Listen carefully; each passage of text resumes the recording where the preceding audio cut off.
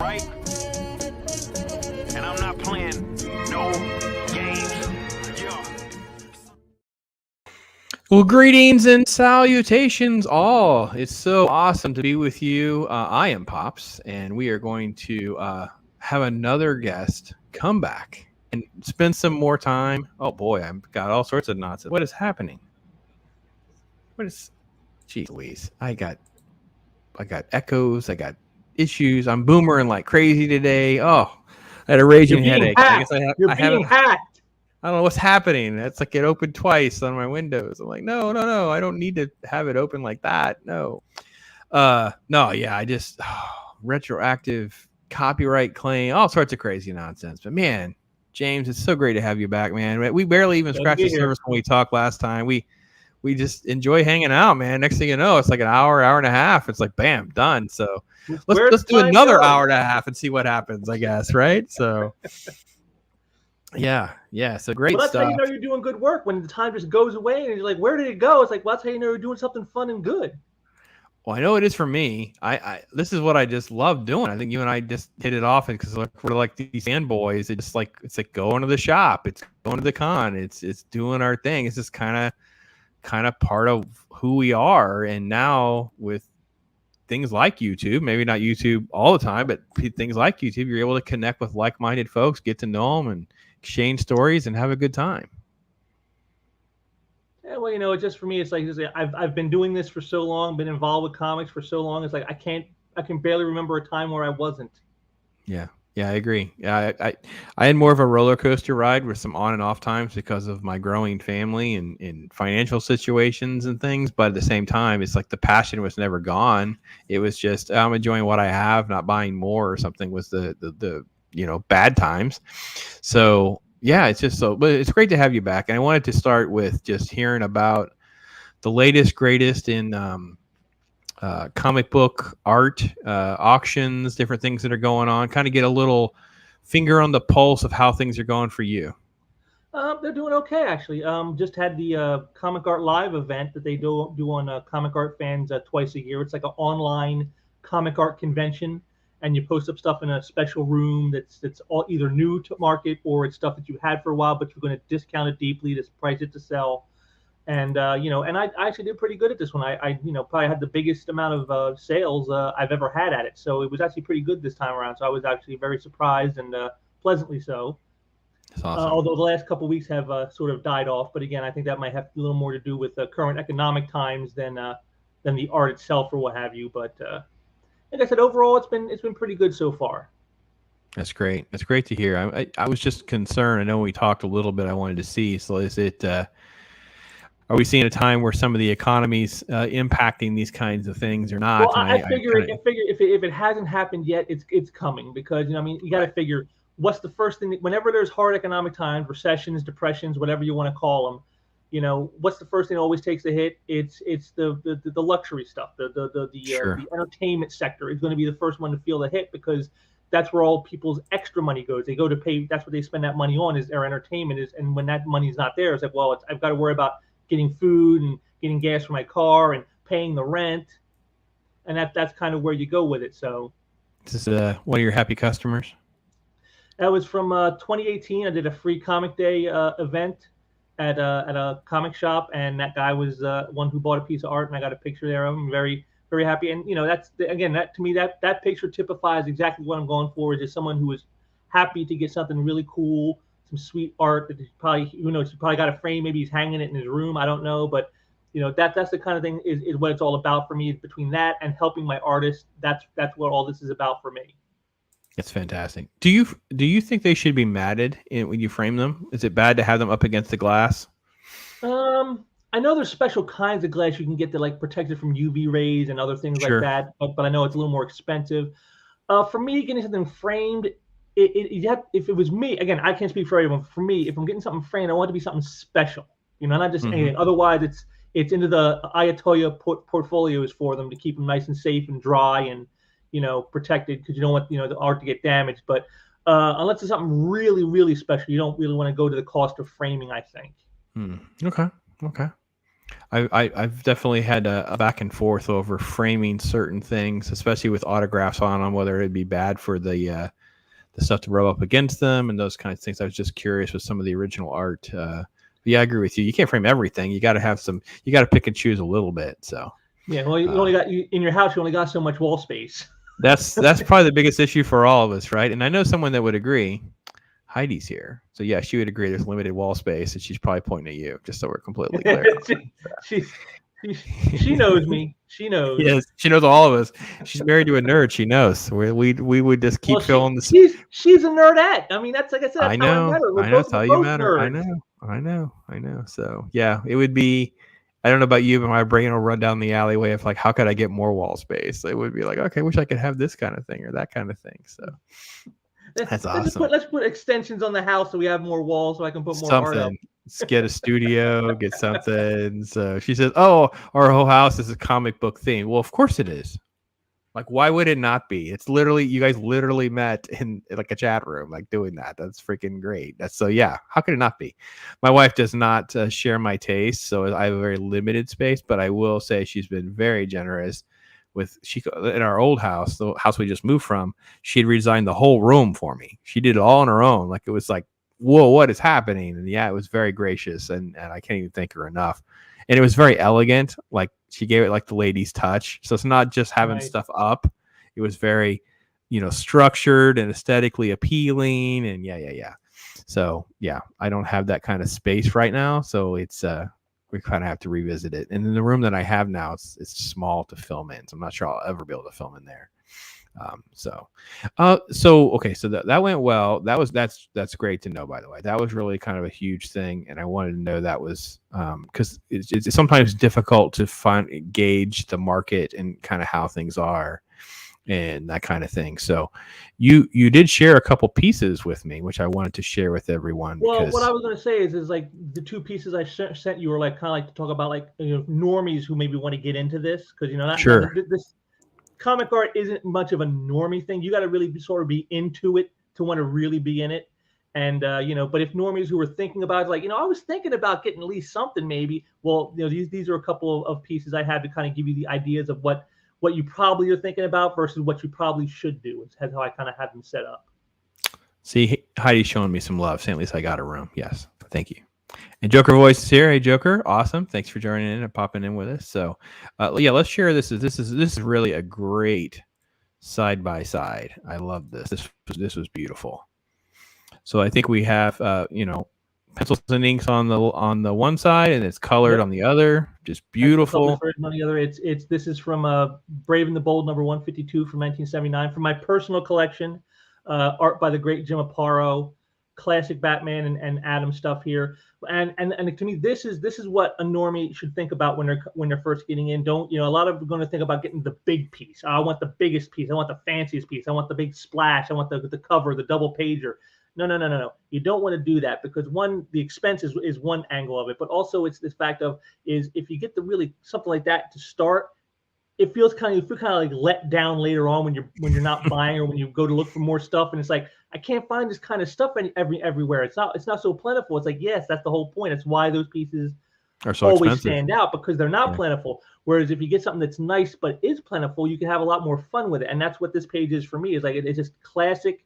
I mean, it tells a story in and of itself right here in just one page. You don't even need the whole book. Just this one page. You got here Bruce Wayne who's put into a death trap and the Atom comes to the rescue and saves him, and there it is. It's just boom, the hero doing what they do, and it's this to me is the standard for what a normie should think about when they go to get into comic art is get something that like has good storytelling visually and has good a good feel to the images that you have. Like you see something that I learned from Aaron Lopresti is if you look at the bottom 3 panels on both pages. You can see it says when you do it right, there should be a flow that makes your eye move from one panel to the next. And as you can see here with the Atom, that's exactly what it does. It's like moves you right along the line of the page with each image. And see that this is the kind of stuff to look for when when you're buying it. It's changed how I view stuff now. It's changed how I buy when I buy myself. It's like I don't just look for ooh, the splashy image. It's like, ooh, look at this awesome storytelling. Look at this great panel flow. And Right. that's something a lot of people, again, first getting in, you don't think of that stuff. Yeah, that is a great sample. I'm so happy that you shared that one with us. And here's another one. Let's get to this one. Open this one up real quick. Get back over here. Yeah, I am a normie when it comes to this kind of stuff, to be perfectly honest. So I am the target audience for this conversation. Barbed Wire. Here's the cover. So yes. This is the cover to Barbed Wire #2 by Dan Lawless, whom I work with. And, yes, again, this is what I was talking about, the more bombastic, splashy, big, in your face kind of images. This is what a lot of people will think about when they think about comic art, a cover or a great splash, because, that's what you see as a reader when you first get into comics. What's the first thing you notice? The cover, the big splashy image. And, they can be great. Like this one is I love it. To me, I've said this page for me, this cover, I even told Dan that this is the 4 B's of Barbed Wire: bullets, boobs, booze, and busting heads. And it's like all right there. Everything you need to know about the character in one single image. Right it's there. very, It's like, very true. what's Barbed Wire about? Here you go. And this is all you need to know right here. But again, these kind of pieces are always a lot more expensive for that reason, along with the fact that, again, they're not nearly as plentiful as, say, a nice panel page like you saw before. Those are always much more in abundance than great cover images like this. And like I said, so for normies, like I said, I know this is the kind of stuff normies think about. This is how they view comic. This is what I want, and I understand that. But maybe you need to try to tailor it a little bit and not think so much in terms of just a splashy image. Think of something that's like some great storytelling. Because to me, if you had a great panel page and it was framed and you had it hanging on your wall, that's an instant conversation starter, because people aren't used to seeing serialized, sequential comic book art framed. Like this, almost, you could say it's almost like a drawing or a painting, that you could be hanging up, and like that seems like typical. But like a paneled image that's sequential, that tells a story, that is not the norm. And so if someone saw something like this framed, they're going to be like, oh, what's this? And that immediately gets a conversation going, because they're like completely sucked into what.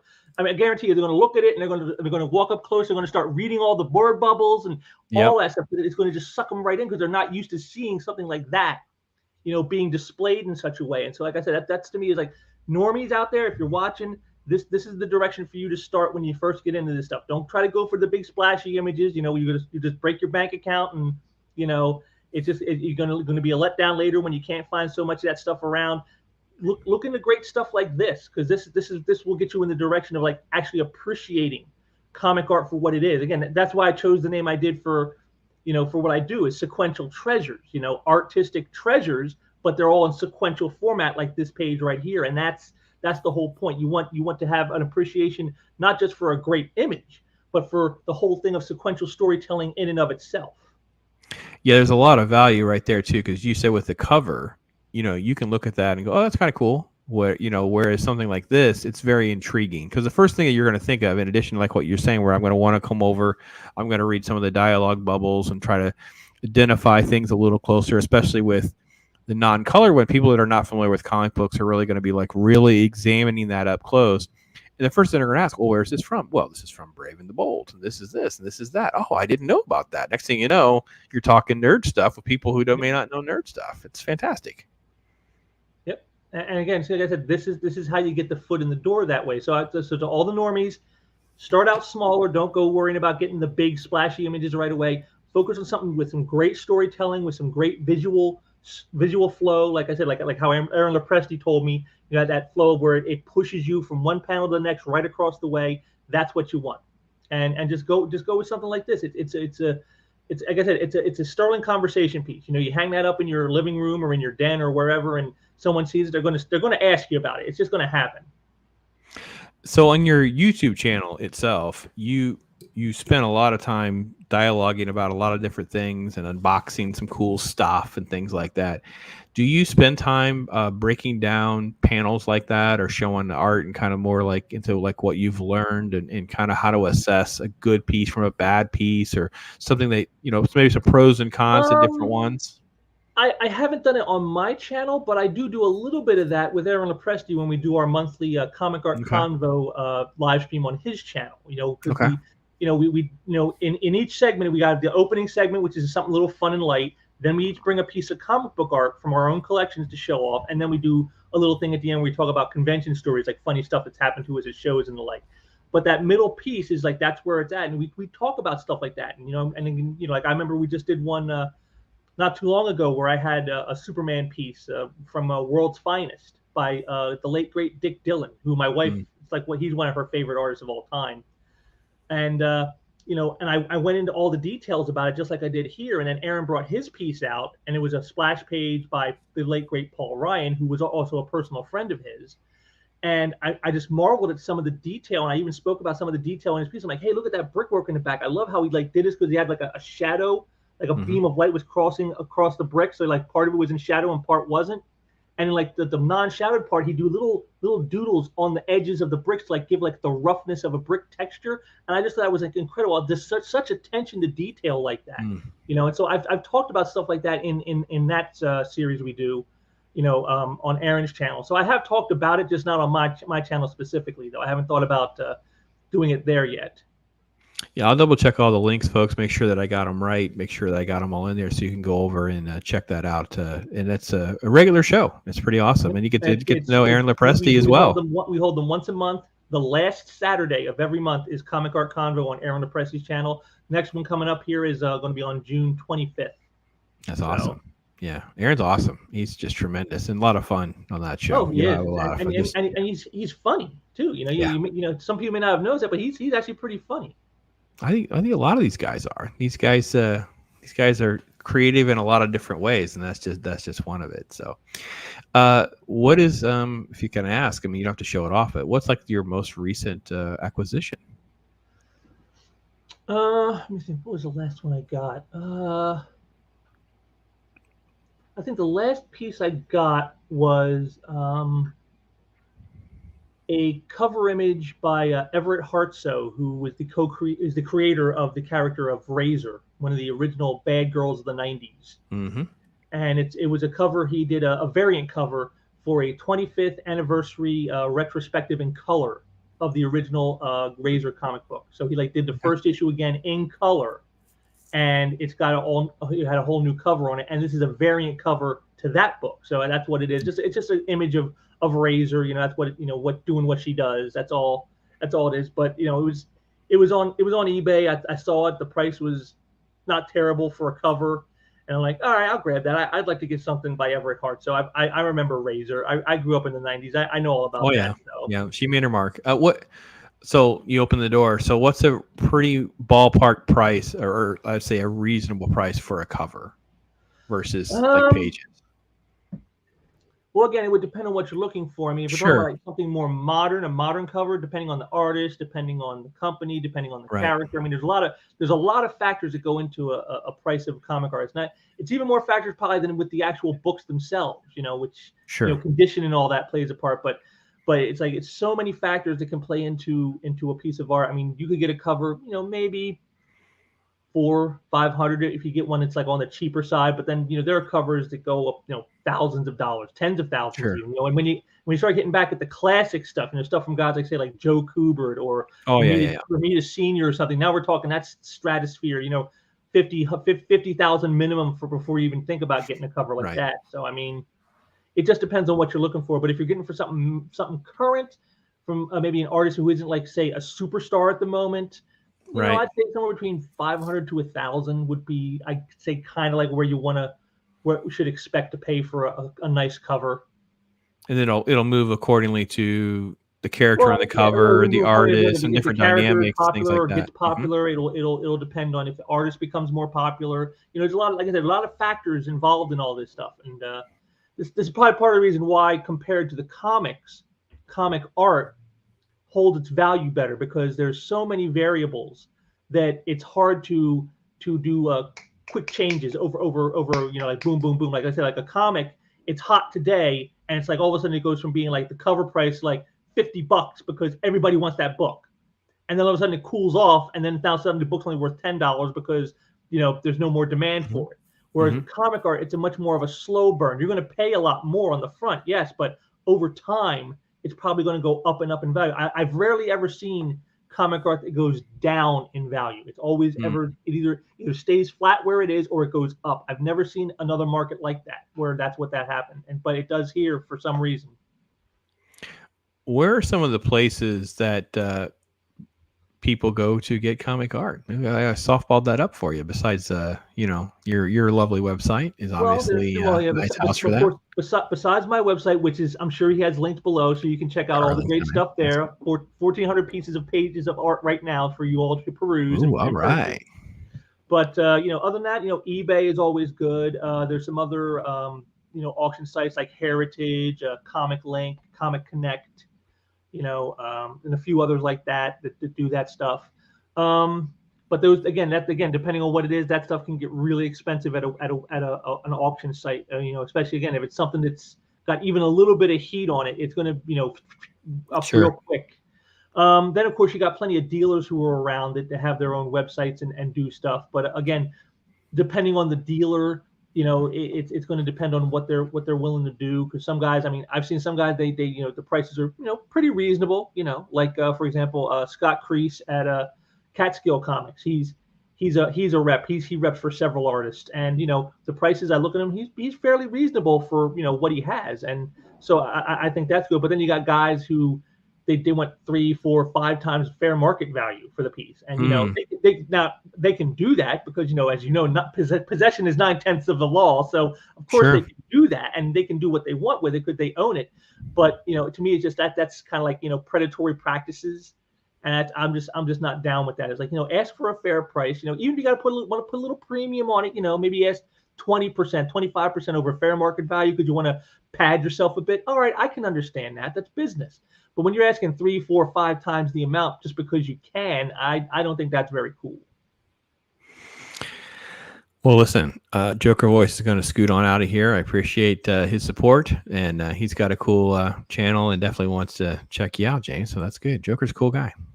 He's definitely a fanboy, that's for sure. So what is the market like for comic book artist art, but not necessarily from their books? So like they just do sketches, or let's say you get like a illustration, sketches, like they have blank covers that just people draw on. Sketch covers, again, it's really not very much different from the actual published stuff. It just depends on the artist, it depends on the image, it depends on the detail. Sometimes they're in color, sometimes they're black and white, sometimes it's pencil, sometimes it's inked. It just like I said, there's so many variables that go into it. Again, you can have some guys who are selling again, there are guys selling stuff on eBay right now for starting bids of $10 just because they want to get something out of it. And there are guys who it's a piece by a well-known popular artist, and it's as much as any published page could be. It just depends. Do you publish sale prices of the stuff that's sold from your website? Do people know? So it's like on eBay, like you can I always tell people with comic books, that's where I spend most of my wheels, would be like, well, you go to the filters and you change it to sold, so you can see what some of the recent sales are, so you can kind of gauge what the market kind of is. That's still not 100%, right? Because you can have something that's either hot or cold or whatever, buy it now versus auction. Exactly. But you got to get an idea of what the temperature is, like you were saying earlier. Probably that's a great term to use here. What the temperature is on something. But you answered my question, even if you didn't think you did, and that is that you equated them as pretty similar. Like if I was looking for a Clayton Crane piece, whether he sketched the front of the book versus maybe a mediocre action sequence or something. Page. You can. Well, again, there will be some different. Again, a sketch cover, I'll tell you this, will probably usually be less than a published piece. Right. Okay. Published will always probably be a little more than the non-published stuff. Again, because it's published and it's something that not just you know about. It's something that the whole world knows about because it's a published piece. Everyone's seen it. So.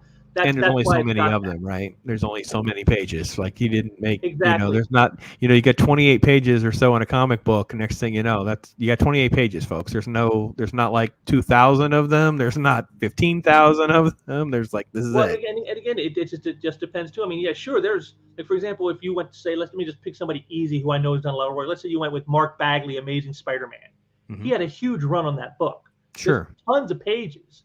But again, how many of them are out there, and how many of them are of the high quality, and how many of them, do you see on the regular? Do you see a lot of that stuff out there? If not, then it's going to be more money because the rarity of how infrequently it comes out. And so even having big runs and lots of pages by an artist doesn't necessarily mean that the stuff is going to be cheap, True. And there's also a survival rate. Like I always say, every year something is getting accidentally destroyed or ruined, either just through natural disasters, people moving, things that happen. Yep. I've every time I lose something, I used to have stuff. I have times things fall off a shelf.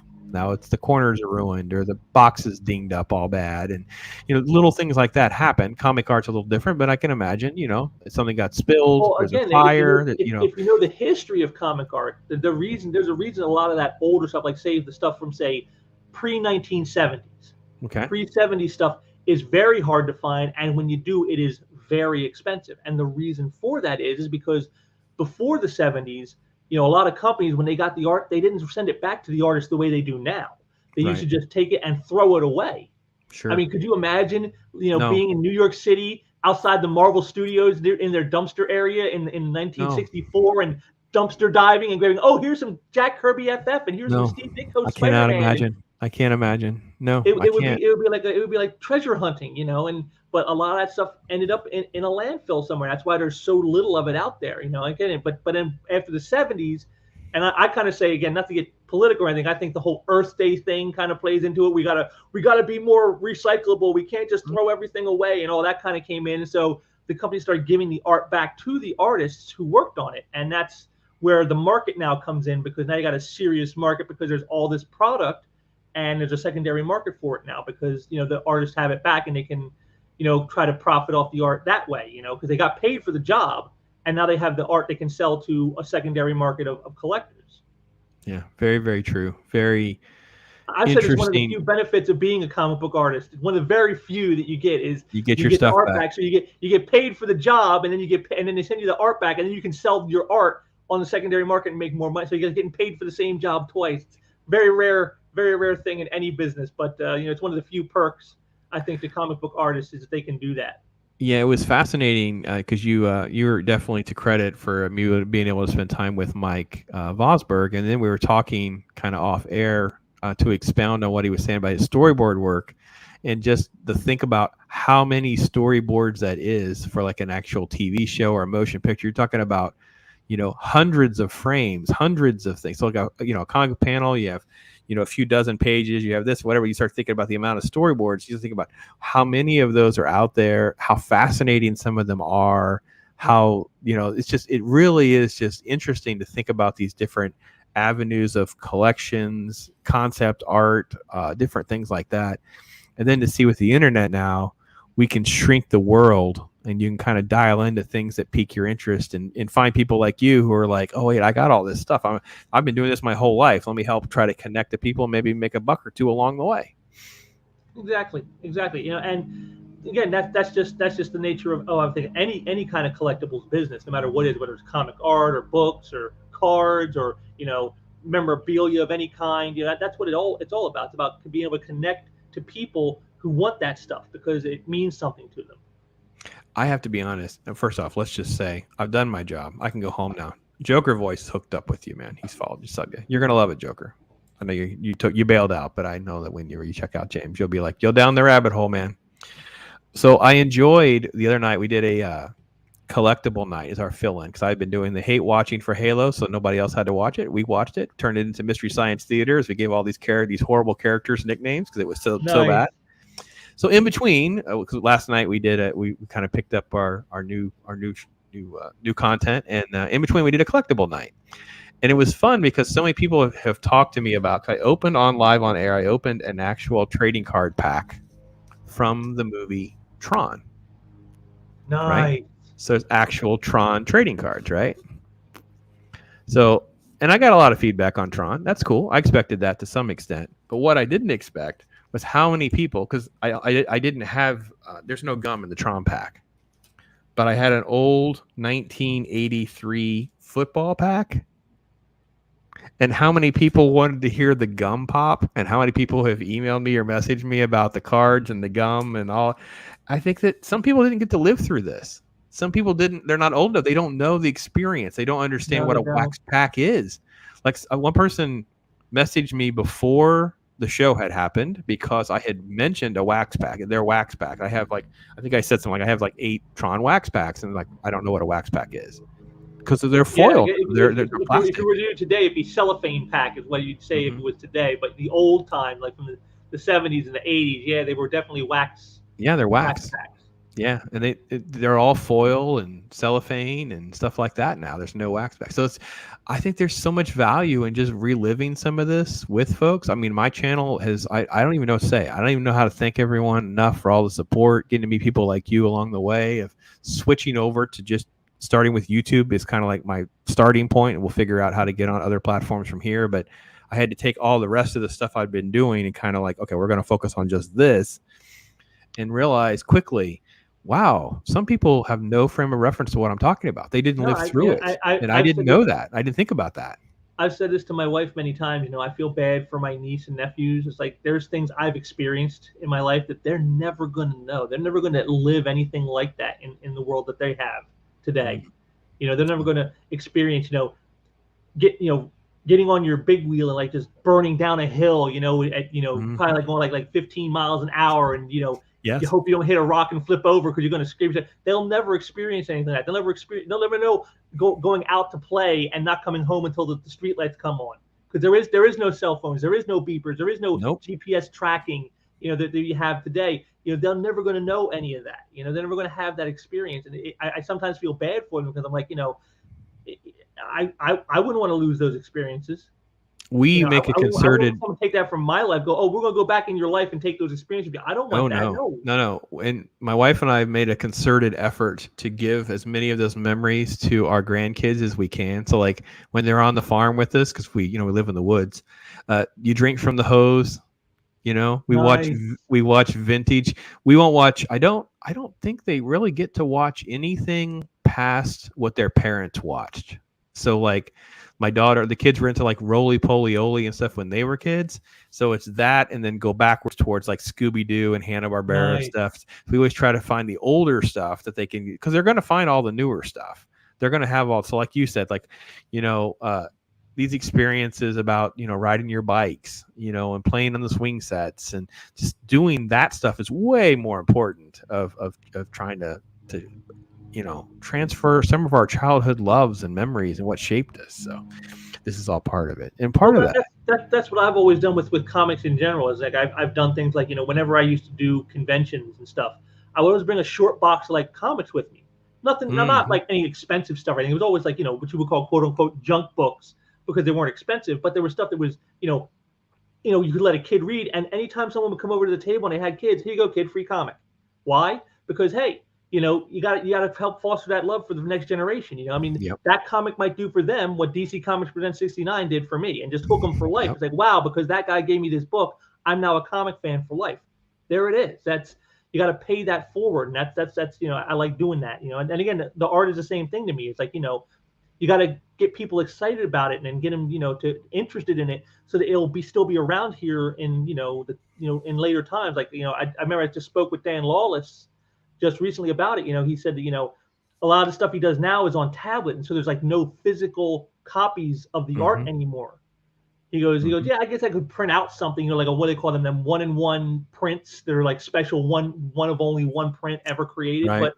but it's just not the same as the actual physical Nope. drawings were on paper. And and that's something that's being lost in like the modern technologies of today. And so you want to keep that going, you got to help people foster a love for it. And that's kind of what I want to do. Is like I said, that's why I try to keep prices low and affordable for as many people as possible, to try to get as many people on board as you can. And so that's why I've always thought some of these guys who gouge, I'm like, guys, you're slitting your own throats, because you're not only cutting out a large pool of people who might otherwise try to buy something, but you're probably going to hook a lot less new guys, a lot less quote unquote normies that way, because they're going to see those prices and be like, oh, it's either this or buy a new car. Let me think what I want to do. I'll get it, because I guess I'll get a new car. I'll get more use out of that, And so you got to temper that a bit, and that's what I try to do. I try to be a little more lenient in the pricing that way, to get more people in.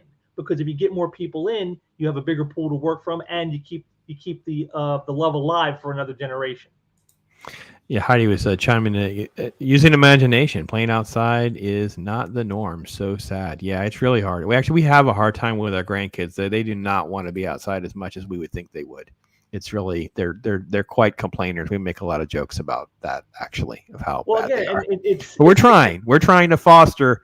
It's a lot of fun out here, kids. You can adventure, and there's it's just one of those things where, like, when we were young, we always wanted to just be outside and then in front of the TV watching our shows, and then back outside again. Usually, acting out what we just saw on TV. We were usually playing.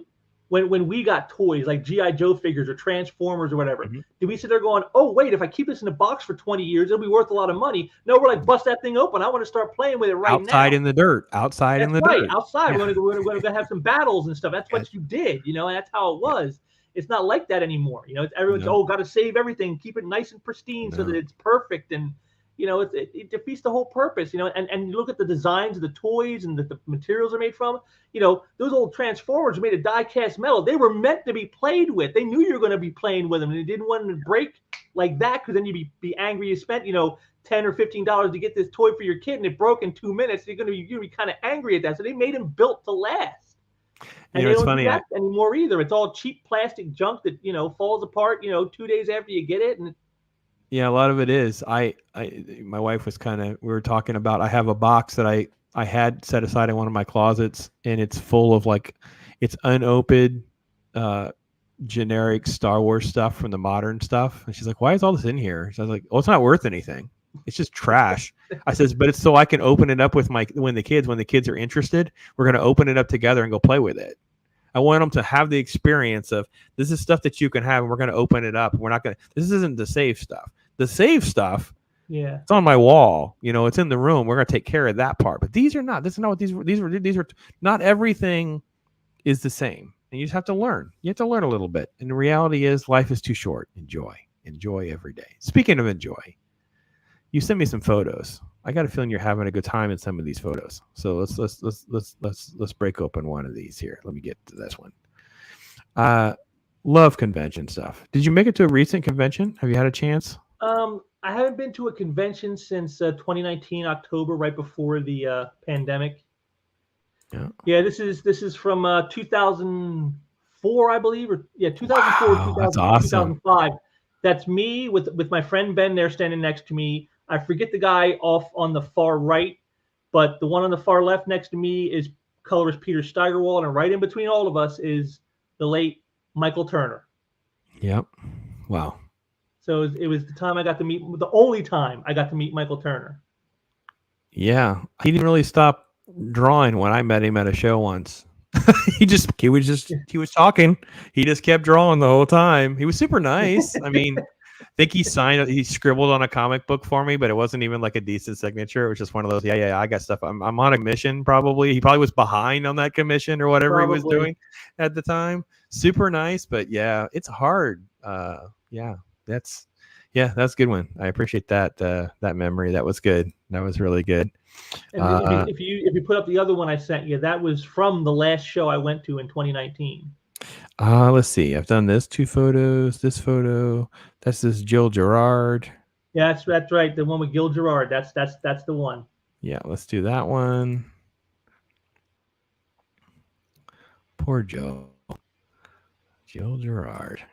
See if it opened here. Sorry, my computer. I have so many things open. I closed some of the other ones too. That would probably make this a whole lot easier, is not to have quite so many things open at the same time. Yeah. There we go. Jill Gerard. Buck Rogers himself, 2019. That's right. Buck Rogers. That's right. That was the last show I went to. That was 2019 October.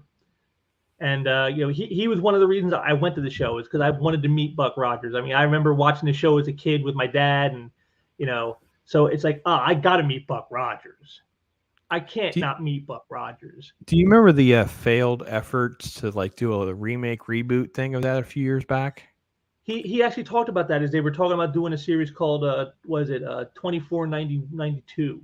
Which is basically, it's like a reboot of the series. And I told him about it. I said, I heard some rumbling. But I'm afraid if they do it, they'll ruin it the way they've ruined so many other things when they remake them. I say, no, the first one, your series, I love your series because it had action and adventure, but it also had a little bit of campiness and humor to it. You didn't take it all so seriously. I say, I want that. I don't see that kind of humor in anything today. Nobody's doing shows with that kind of humor anymore.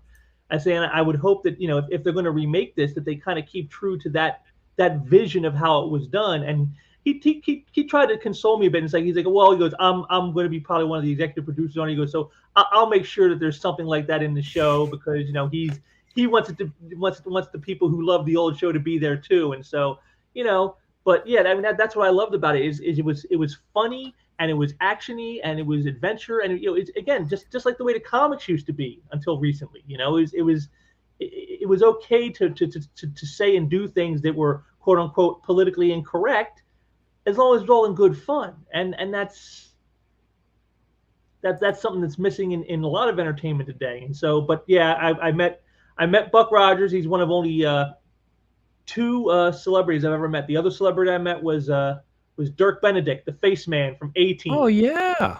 Well, he's also Starbuck in Battlestar Galactica. Of course. But I'm not gonna go into that story because that's a story I'm probably gonna have for the Comic Art Convo this coming 25th of the month. So I'm gonna save that story again. I'm gonna give it to you here. But yes, I did meet Dirk Benedict. Again, it was one of those things like it's the Face Man. I gotta meet the Face Man. I can't not meet him. Yeah, he's super nice in real life, isn't he? Just super cool, dude. And full of stories, chill. Man. I mean, everyone who talked with him for, everyone got stuff signed. He talked with him for a couple minutes, and he had story after story. I mean, the stuff he's seen and been involved with is like, oh my God, the life this man has lived. I got one of my articles on Gil Gerard to open. The other one wouldn't open. I don't know. I mean, this is from 2010. That's when I met him. Met him in 2010. He was I think it was MegaCon probably. Let's see. Did we gonna share interview and talk to him for a few minutes? Yeah, cool. It was over. So it was one of the fall. So pops hanging out with. Sounds like you're breaking up. Super failed.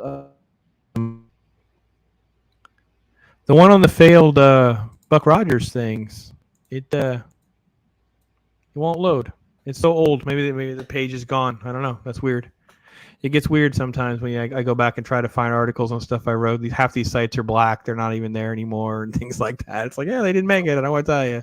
So, awesome. I know all That's about great. that. Let's do having another done photo. Comic reviews. I did a bunch of comic reviews back in basically the aughts. Yeah. From 1989 to about 2008. I did reviews for several different websites, and I'm sure all of those are gone, lost to time. Yeah, one of the biggest ones I was just talking about recently was called Examiner. Remember Examiner?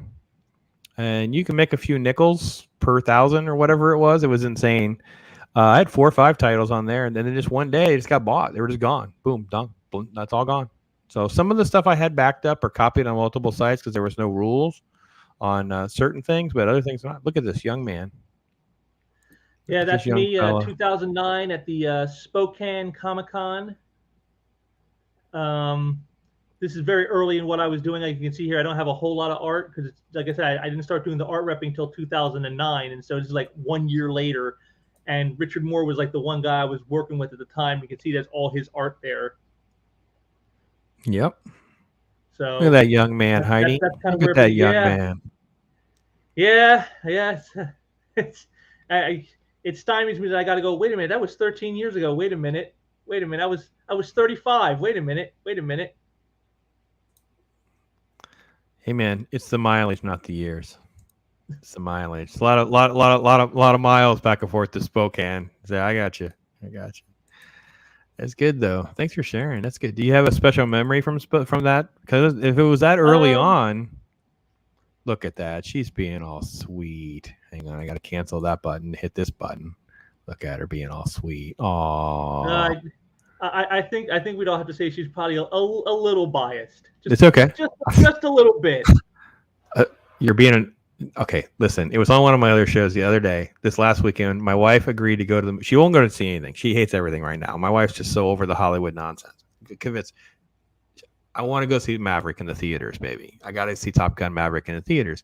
Now it's Top Gun, so of course all the ladies in the '80s, they love their Top Gun, right? She decides to go.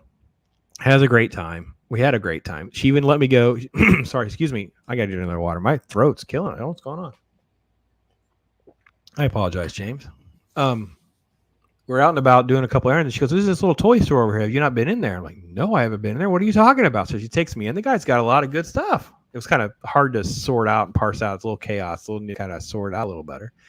And I kid you not, on the drive, she starts, I don't know how Queen came up in conversation or a Flash Gordon conversation or something. And she actually did the song. She just goes, the whole Flash. She starts doing the song. And I'm like, I'm so, and she's looking at me. I'm like, it's what us all nerds want. It's when you get a little nerdy like that, we get all real excited about things like that. So we'll take it. There's no shame. There's no shame, true. Heidi. Show the man love. Show the man love. It's okay. We love it. We love loving our women. We really do. That's the secret to a nerd is, she says, you always know where they're going to be on a Friday or Saturday night. And this is me in 2017. Okay. So five years. At another free comic book day event. This time I had inker Bob Smith was with me. That's Bob there with me. Yeah. You can see some of his Archie art right there. You can see some of the sketch covers I had, some from Mike Vosberg and stuff. And you can see little portfolios stacked up right there, with all the art from all the various artists. Yep, right here. Yep. I like it. So, I like it. Yeah, like I said, after 2013, I kind of stopped doing the convention thing. It was a lot of expense, and I didn't rarely ever saw any real benefits from doing it, at least on the front end. I think people don't understand. They go to the show and they think, oh, it's just people brought stuff and threw it on a table. It's like, yeah, it may look that seamless, but believe me, there's a lot of work that goes into putting a show on and doing a show that you don't even know about. It reminds me of an old joke Dolly Parton once said. She said, "It takes a lot of money to make me look this cheap." And it's the same thing with a show. It's like it's a lot of hard work to make it look so thrown together like it just happened. Yes. It's a lot of work. And it's because a lot of money. We don't store stuff like that. We just don't we don't have this sort of the presentation you see is not how we live. It's not how we have our stuff. So you have to figure out how to sort it all out. You have to put it together. You have to figure out pricing. You have to, what am I going to take? What am I not going to take? It's just everything. It's a lot of work. And plus then you got to transport it, keep it safe. You got to pay to get there and back. You got to pay to eat, stay somewhere. You got to rent a table. Table fees. Fortune. Hotel, gas, food, incidentals. I mean, that alone, again, I'll tell you, any show I probably ever did, minimum $2,000 spent just to go to the show, just to be there and be a part of the show. $2,000 out of pocket. Yeah, that makes sense. That sounds about right. At least that, depending on the show. Well, yeah. And again, that's provided, some of these guys, they fly for shows. That's even going to be even more expensive. You're going to be flying for a show. So, just going, say in your region, you're going to spend, a good couple grand at the show just to set your stuff up and be there. And then, so then you get there and you spent $2,000 to be there and you only made $200 while you were there. It's kind of like, that's kind of a diminishing return right there. I don't know if I can keep doing that. So I moved away from that and I started doing more stuff at shops and doing little in-store events because I figured that's a lot less money and a lot less hassle. And and I started doing those, but then of course a certain virus which shall not be named hit, and then that went out the window. Have you been able to try to get back into doing some of that? I know you're on that West Coast nightmare. I haven't recently. I have been thinking about it now that pretty much all of that is pretty much over. Maybe it's time to start thinking about going back to doing it. But last year I didn't think about it, and so it's just And this year I'm kind of thinking, maybe I should try to see if I can do something. Maybe try to get back on the horse with the free comic book day events. Because that's another thing too, is you have to also tailor your expectations. See, when I do the free comic book day show, it's completely different to how I view it when I was doing the conventions. Because at the conventions, I'm thinking I had the same kind of product all these other guys have. I got to do the hard sell because I want that money too. and but at a free comic book day event, you can't be like that. You got to be more soft-handed because again, what is it? It's free comic book day. People aren't coming to see you and to buy a bunch of stuff. They're coming because they're here. Oh, there's free stuff. Yep. And that's why they're coming. So that's more of like pressing hands, letting people know you exist, handing out business cards. And if you're lucky, you just make a few sales, and that's usually what happens. I'll sell a couple pieces while I'm there. Hey, awesome. I'll bring some of the art, nice representations from the artists. Maybe sell a couple pieces, give out a bunch of cards, give out free comics to kids. People know I exist, and maybe hopefully, people will come and come to the web page and check it out and check out the gallery of art and say, hey, I remember this guy. Oh, look at this stuff. He had even more. Let me buy some of that. That's what I kind of hope for with stuff like that.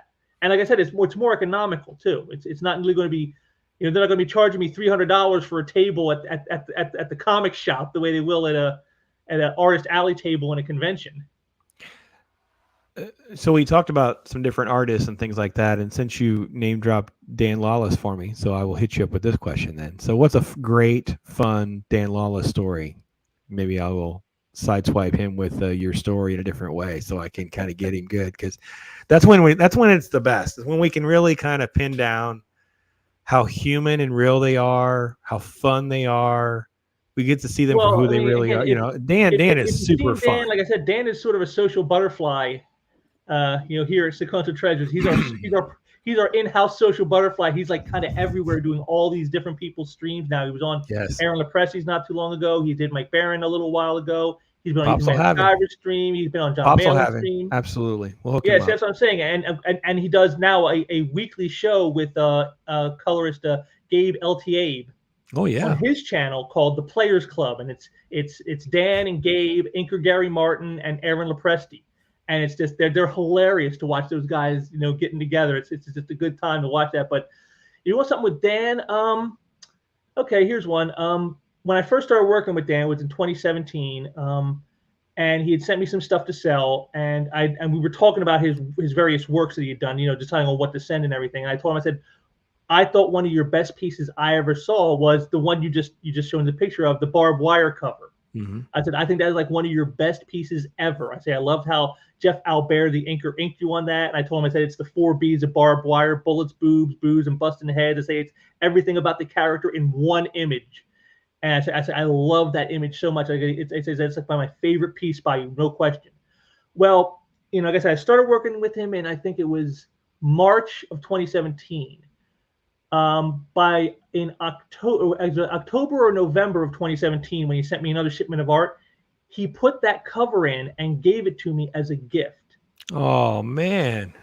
Wow. And awesome. At the time though, I didn't know why. I'm like, I understand he knows I like this cover, but why are you gifting me a cover? And I didn't understand. And I came out to find later that in 2017, Dan and his family, they were having a little bit of, let's just say, some rough economic times. Let's just put it that way. Sure. And because of me selling his art and just, here's, money here and money here and money here. Yep. I really helped get them through that year. I'm not going to sit here and say I'm some kind of savior or anything. I'm not. No, not at all. But whereas before he might have had a lot of hustle and a lot of struggle to get through the year, I made it easier so that they didn't have to do that.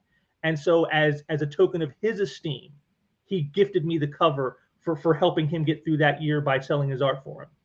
That's amazing. That's awesome. That and that just shows the importance of what we're all trying to do, and that's trying to, like, for lack of a better term, love on each other. Just enjoy the fandom, enjoy our passions, enjoy things. And, can there be business elements to that? Sure. But there can also just be a way to just care about one another. And our passions can just be friendships and relationships. And in your case, a lovely wife. So you never know where this stuff will take us. Right. So exactly. That's a great story. And it just shows the humanity of all this too. I look forward to, if we can get that to work out, to spend time with Dan. Actually, all these guys.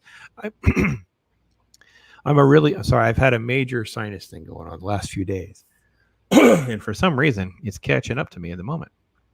But I'm an actual fan of these guys. So for me, it's almost like still just living the dream. I'd go to comic shows, and you can kind of get to see them. You can kind of chat with them and things like that. As time has gone on, the shows got bigger.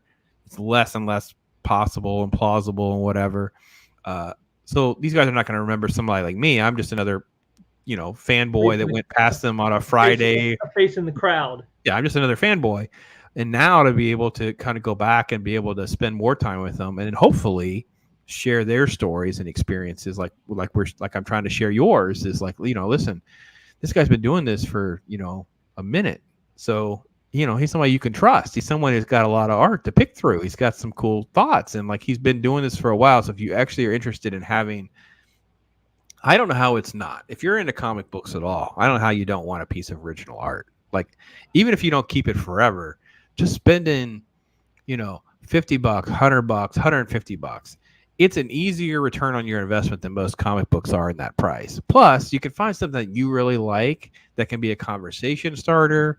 It could be something that's, it's extremely rare and unique.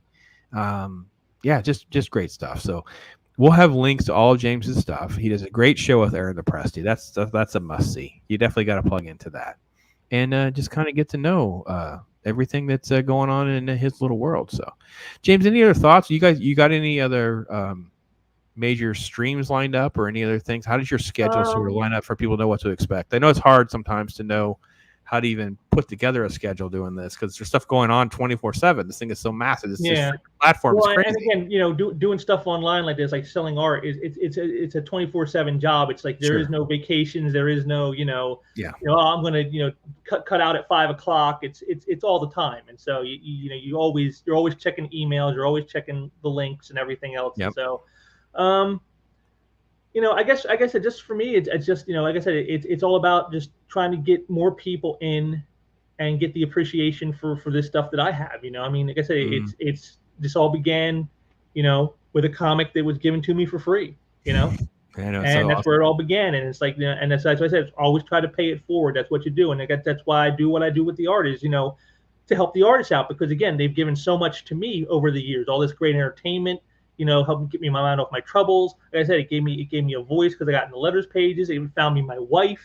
It's done so much for me. And it's like, so if I can sell their work for them and make them a few extra shekels so that they can actually get through this world a little easier, just paying it forward. And that to me, that's what it's all about is paying it forward, to others to keep things going. And that's how you keep an industry alive. That's how you keep an art form alive is by paying it forward and getting more people into it and trying to get them to foster that same love and passion that you have. It's awesome.